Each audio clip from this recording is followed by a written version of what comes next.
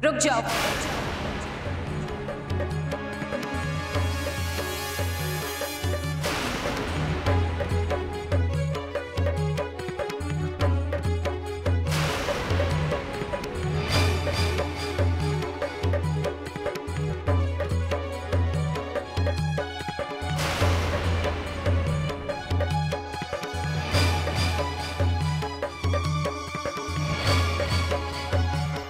Mummy जी, मेरी खातिर please. साक्षी की हालत बहुत नाजुक है मम्मी जी। डॉक्टर ने उसे आराम करने के लिए कहा है। प्लीज प्लीज उसे यहाँ रहने दीजिए, कुछ ही महीनों की बात है। मम्मी जी, आपको मुझ पर थोड़ा तो भरोसा होगा ना? आपने अगर दिल से बहू माना है मुझे, अगर आपके दिल में थोड़ी सी भी जगह है मेरे लिए, तो प्लीज इन्हें यहाँ से मत निकालिए, रहने दीजिए इन्हें यहाँ पे। मम्मी जी, एक बार मेरा विश्वास कीजिए। मैं आपको यकीन दिलाती हूँ कि आपको अपने किए गए फैसले पर कभी भी पछतावा नहीं होगा, कभी भी नहीं। प्लीज मम्मी जी।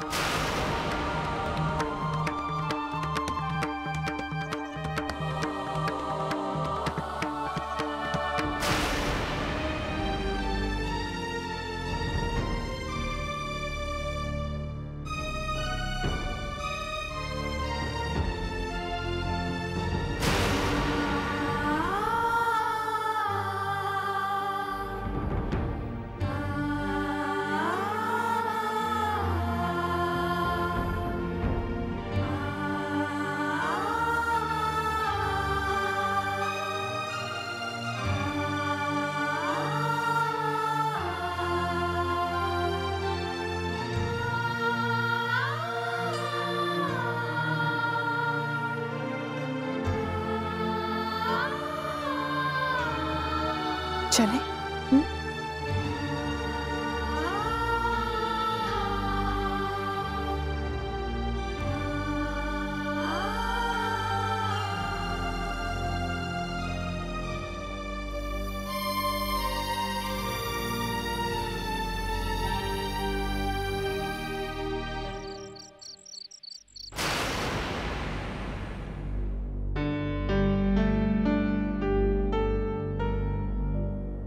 खाना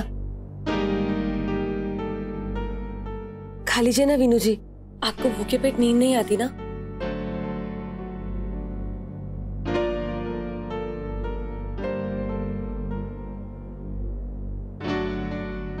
मुझे माफ कर दीजिए ना वीनू जी, मेरी वजह से आपको इतनी तकलीफ झेलनी पड़ी।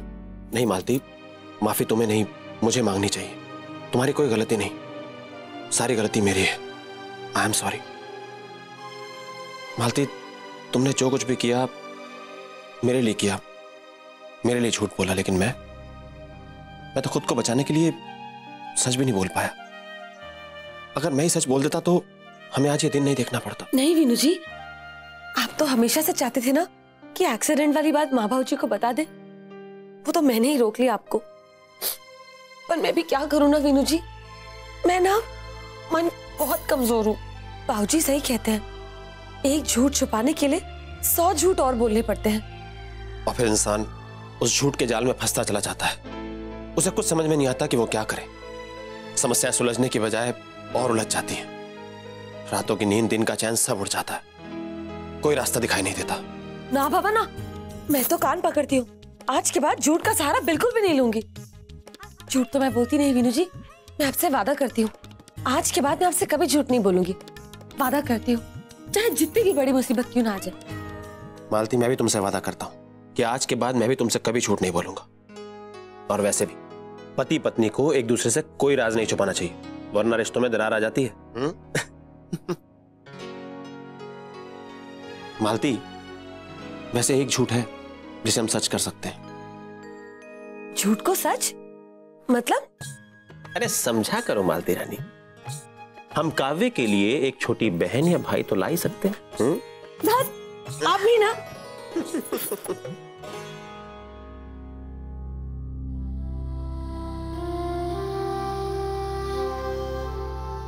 दीदी, मैं अब साक्षी, इस वक्त आपको आराम की जरूरत है। हम कल बात करेंगे, ठीक है?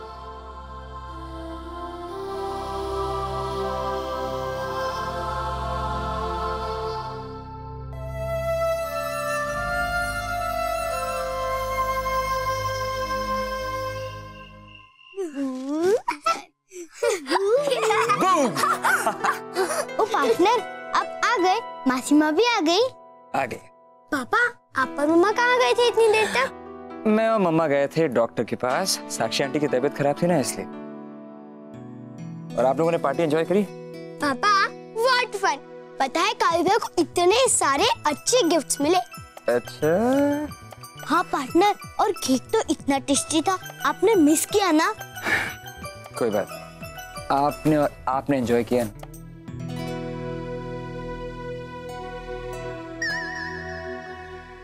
क्या हुआ पार्टनर, अब भी एंजॉय करो ना हमारे साथ। लो, पहन लो।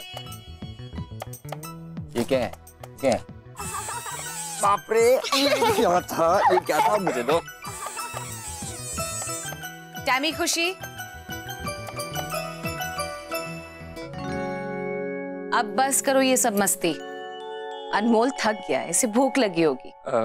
मम्मी जी, वो हम लोग एक्चुअली रागनी का इंतजार कर रहे थे। बुला लो उसे। वैसे भी हमने गुड्डी से कह दिया है टेबल लगाने के लिए। अब देर लगाओगे तो खाना ठंडा हो जाएगा। सारा दिन तो भाग दौड़ करते हो, गरम गरम खाना खाओ, थकान मिट जाएगी। जी अम्मा।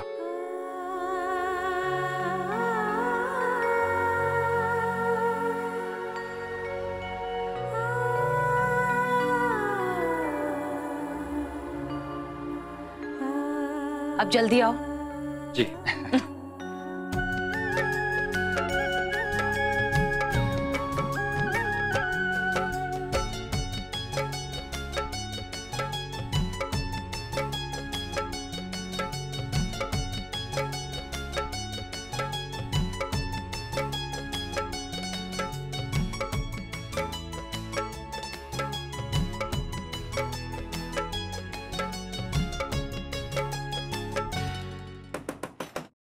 आ रही हूँ बाबा, आ रही हूँ। इतनी रात गए, कौन धमक पड़ा?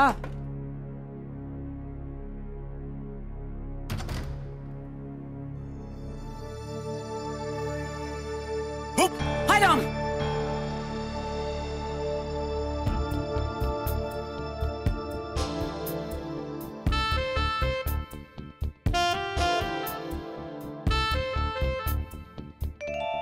ये तो कोई चोर बदमाश लगता है। आजकल के चोर भी क्या रात को दरवाजा पीट पीट के शोर मचाते हैं? बता, कौन है तू? नानी जी, जो खास किस्म के चोर होते ना, उनका स्टाइल भी अलग होता है। ए, ना मैं तेरी नानी हूँ और ना ही तू मेरा नाती है। रिश्ते जोड़ के घर में घुसने वाला चोर है क्या? बोल, कौन है तू? मैं संता सिंह नहीं हूँ। आई संता सिंह नहीं तो क्या उसका भाई बंता सिंह है? देख, मेरे पास पहेलियां बुझाने का वक्त नहीं है, अपना पाठ छोड़ के आई हूँ। जल्दी जल्दी बोल, क्या चाहिए तुझे? नानी जी, मैं कुछ लेने नहीं, देने आया हूँ। अच्छा, रात के 10 बजे दरवाजा पीट पीट के तू कुछ देने आया है? ए, मुझे बेवकूफ मत समझ। ये बाल धूप में सफेद नहीं किए मैंने, तुझसे 50 सावन ज्यादा देखे हैं। बोल, कौन है तू? चुप क्यों है? बोलता क्यों नहीं? अभी बता। चोर चोर, बीनू देख, चोर घुसाया घर में। अरे कौन हो तुम? कहाँ घुसे चले जा रहे हो? मैं काव्या के लिए गिफ्ट लाया हूँ। काव्या, लेना मत ना। काव्या बेटा, ये बदमाश जो भी कुछ लाया उसे छूना मत। कमाल है भाई, घर आए मेहमान को स्वागत करना चाहिए। हाँ? काय का स्वागत? हाँ, जाते हो क्या? पुलिस को बुलाए? ओ, पुलिस। ए, हंसता क्या? हाँ, ए बीनू, इसकी हंसी का नमूना तो इसे मैं दिखाती हूँ। नानी,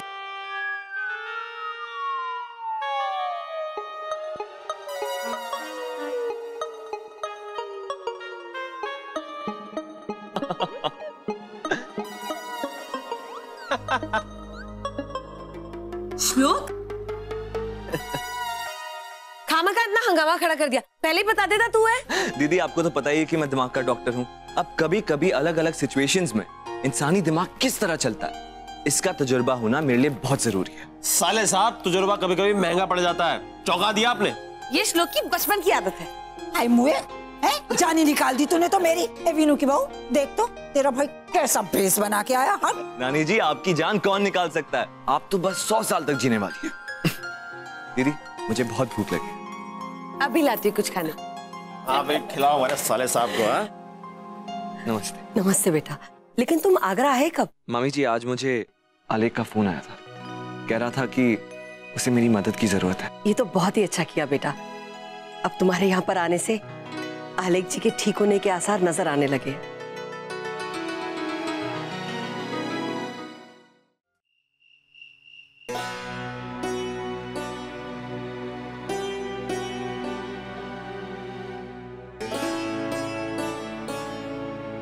जिया जी, ये क्या कर रहे हो आप?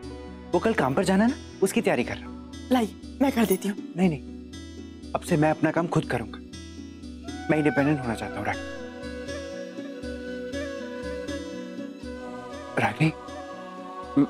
मैंने ऐसा कहा तो तुम्हें बुरा तो नहीं लगा ना? एक मिनट, फिर से कहिए जो आपने पहले बोला था। मैं इंडिपेंडेंट होना चाहता हूँ रागिनी। जिया जी, आपने मुझसे ये शब्द सुने, मुझे बहुत खुशी हुई। मैं आपके लिए बहुत खुश हूँ। रागिनी, जब से साधना गई है तुमने मेरा कितना ख्याल रखा है। मैंने हर चीज को बुरा सोचा, हर चीज बुरी की मैंने। घर वालों को भी कितना दुखी किया है। जिया जी, आपने ये सब जानबूझकर तो नहीं किया ना? लेकिन रागिनी, अब मैंने डिसाइड कर लिया कि मुझे थोड़ा इंटेलिजेंट होकर अपने परिवार को संभालना होगा। अपना माइंड एकदम ठीक करना होगा मुझे। और मैं जानता हूं कि मुझे फिर से इंटेलिजेंट और स्ट्रांग कौन बना सकता है। कौन? रानी, तुम्हें प्रॉमिस करना होगा कि तुम किसी को नहीं बताओगी। ये सिर्फ मैं तुम्हें बता रहा हूं और सबके लिए ये सरप्राइज है। करो प्रॉमिस। प्रॉमिस। अब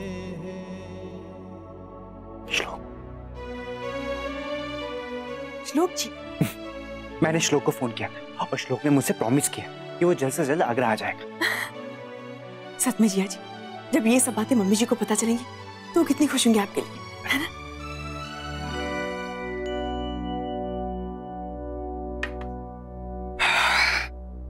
आज पता नहीं क्यों सिर में दर्द हो रहा है।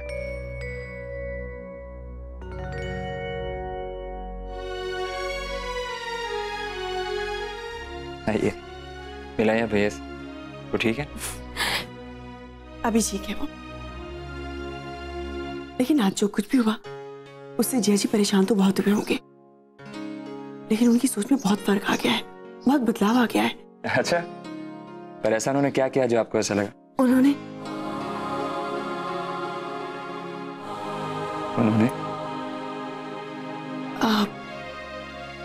जिया जी अपनी जिंदगी अच्छे तरीके से जीना चाहते हैं।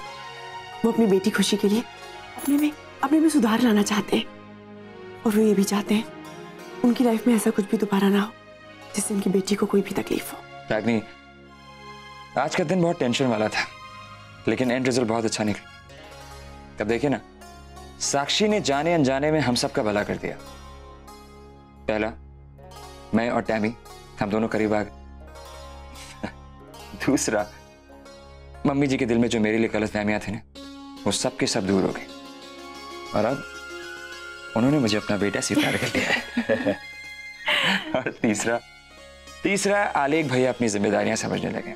वो खुद ठीक होना चाहते हैं। साक्षी यहां पर इस घर को तोड़ने आई थी, लेकिन हुआ बिल्कुल उल्टा। इस घर के रिश्ते और मजबूत हो गए। पता है आपको, जब मैं और साधना छोटे थे ना, तब बाबूजी हमेशा हमसे कहते थे भगवान जो करते हैं अच्छे के लिए करते हैं, लेकिन जब संकट आता है ना, तब हमें कुछ समझ में नहीं आता और हम डर जाते हैं, है ना? रागिनी, आप जानती हैं कि आपके जो संस्कार है ना, वो आपकी ताकत है। और पूरी दुनिया गलत हो सकती है, लेकिन आप नहीं। तो आप हमेशा सही होती हैं और सच का साथ देती हैं। पता है क्यों? क्योंकि हम दूसरों को बुराई करने से नहीं रोक सकते, लेकिन अच्छाई तो हमारे हाथ में होती है ना। साक्षी से गलती जरूर हुई है, लेकिन वो एक मजबूर माँ का अपनाया हुआ रास्ता था। काश मैं मम्मी जी को मना पाती कि साक्षी इसी घर में रहे, हमारे परिवार के साथ। मैं नहीं जानता रागिनी की मम्मी जी मानेंगी भी कि नहीं मानेंगी।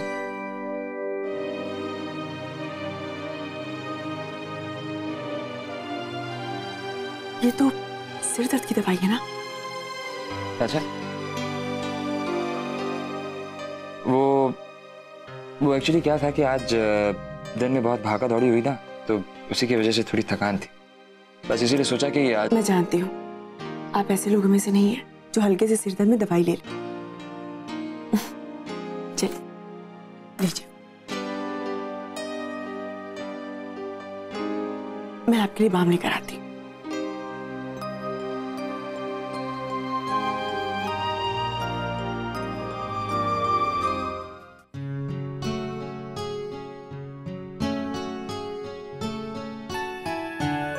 दवाई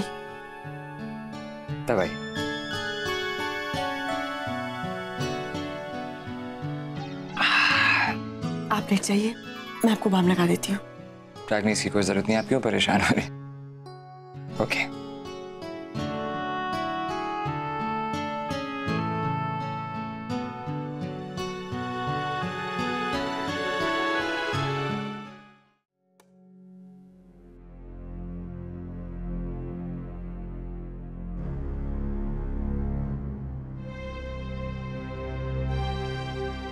माँ तो बनने वाली है वसुंधरा जी, और कोई पूछे इससे कि किसके बच्चे की माँ बनने वाली है? मुझे माफ कर दीजिए मम्मी जी।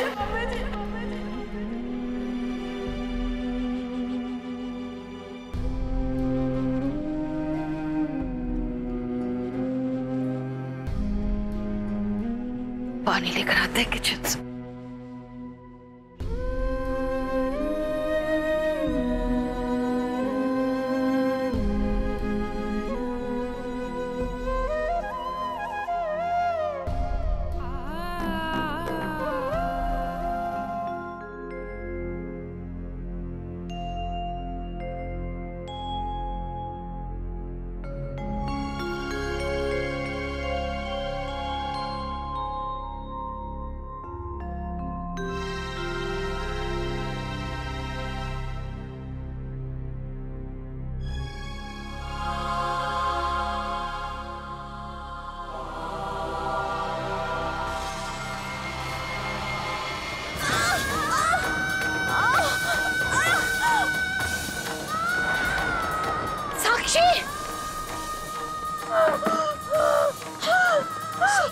क्या हुआ? ये तुम गिर कैसे गई? उठो, संभालो, आराम से यहाँ बैठ जाओ, यहाँ बैठो। अचानक कैसे गिर कैसे गई तुम? रागिनी, हम उसे बुलाते हैं, पहले तुम आराम से लेट जाओ। चलो आराम से, अभी लाते हैं, आते हम।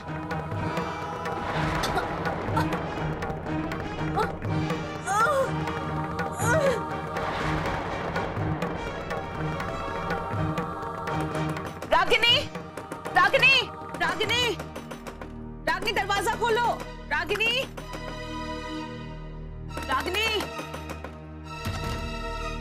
रागिनी, वो साक्षी की तबीयत अचानक खराब हो गई है, वो कुछ दवा मांग रही है। आओ जल्दी आओ, चलिए।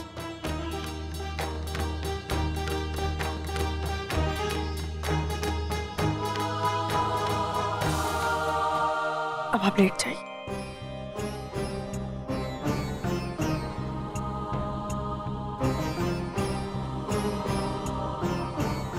अब कैसा महसूस कर रही हैं? दर्द कम है ना? तबीयत ठीक है ना आपकी? डरने वाली कोई बात नहीं है, आप लोग सो जाइए जाके, मैं यहाँ साक्षी के साथ रुकती हूँ।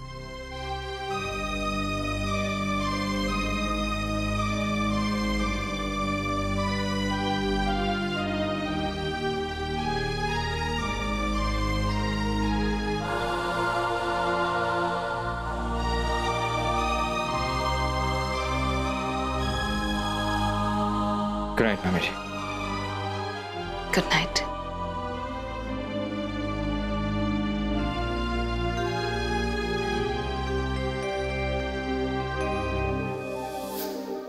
रागनी, वो साक्षी।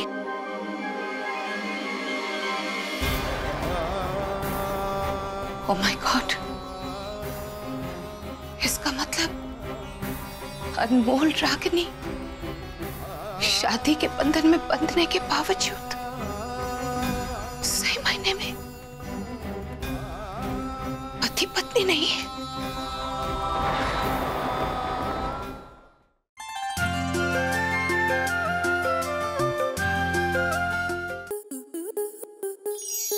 To enjoy more such amazing videos, subscribe to our YouTube channel.